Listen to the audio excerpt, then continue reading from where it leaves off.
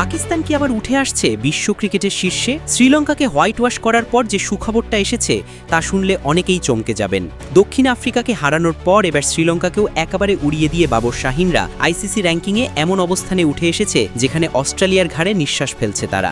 ভারতের সঙ্গে ব্যবধান কমছে না ঠিকই, কিন্তু পাকিস্তানের ধারাবাহিকতা দেখে এখন ক্রিকেট বিশ্ব জল্পনায় এই দল কি আবার পুরনো আগ্রাসী পাকিস্তানে ফিরে যাচ্ছে? চলুন জেনে নেই বিস্তারিত। সদ্য সমাপ্ত 3 ম্যাচের ওয়ানডে সিরিজে শ্রীলঙ্কাকে একেবারে হোয়াইট ওয়াশ করেছে পাকিস্তান ক্রিকেট দল। এই সিরিজের প্রতিটি ম্যাচেই ছিল দাপট, শাসন আর নিখুঁত পরিকল্পনার প্রদর্শনী।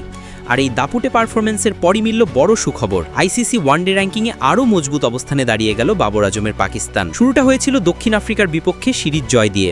সেই জয় শুধু আত্মবিশ্বাসী বাড়ায়নি, রেটিং পয়েন্টেও পাকিস্তানকে এগিয়ে দিয়েছিল। আর শ্রীলঙ্কার বিপক্ষে এই সিরিজ যেন সেই অগ্রযাত্রায় আরও নতুন পালক যোগ করল। প্রথম ওয়ানডেতে পাকিস্তান দেখিয়ে দিয়েছিল তাদের ব্যাটিং শক্তি কেমন হতে পারে। সালমান আলী আগার দুর্দান্ত সেঞ্চুরিতে তারা তুলে ফেলে 300 রানের বিশাল স্কোর।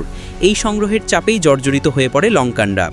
পাকিস্তান খুব সহজেই জিতে নেয় ম্যাচটি। দ্বিতীয় ম্যাচের নায়ক ছিলেন বর্তমান সময়ের অন্যতম সেরা ব্যাটার বাবর আজম। তার অসাধারণ সেঞ্চুরিতে 289 রানের লক্ষ্য অনায়াসেই তাড়া করে পাকিস্তান। পুরো ম্যাচ জুড়ে বাবর দেখিয়েছিলেন কিভাবে শান্ত মাথায় বিপদ সামাল দিতে হয় এবং বড় ইনিংস গড়ে তুলতে হয়। তৃতীয় ওয়ানডেতে পাকিস্তান আবারও ব্যাটসম্যানদের ওপর ভর করে তুলে নেয় জয়। এবার 50 আসে বাবর আজম ও মুহাম্মদ রিজওয়ানের ব্যাট থেকে। এই দুজনের দায়িত্বশীল ইনিংস ম্যাচটাকে করে দেয় একতরফা। শেষ পর্যন্ত 6 উইকেটে জয় তুলে নিয়ে সিরিজকে 3-0 ব্যবধানে নিজেদের করে নেয় পাকিস্তান। এই দাপুটে পারফরম্যান্সের পুরস্কার মিলেছে সর্বশেষ আইসিসি র্যাঙ্কিং আপডেটে। পাকিস্তানের রেটিং পয়েন্ট বেড়ে দাঁড়িয়েছে 105-এ।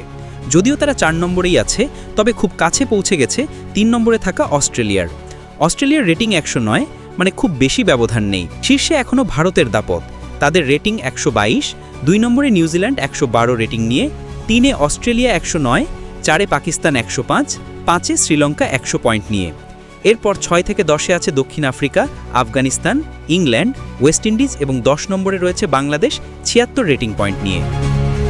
এই র্যাঙ্কিং প্রমাণ করে পাকিস্তান এখন ধারাবাহিকতার জায়গায় পৌঁছাচ্ছে। বাবর আজমের নেতৃত্ব, শাহিন শাহ আফ্রিদির বলের আগ্রাসন, রিজওয়ানের স্থিরতা, সব মিলিয়ে এই দল এখন আরও বিপজ্জনক হয়ে উঠছে। আর ক্রিকেট বিশ্ব ভাবতে শুরু করেছে বিশ্বকাপের আগে কি আবার শীর্ষ 3-এ ঢুকে পড়বে পাকিস্তান।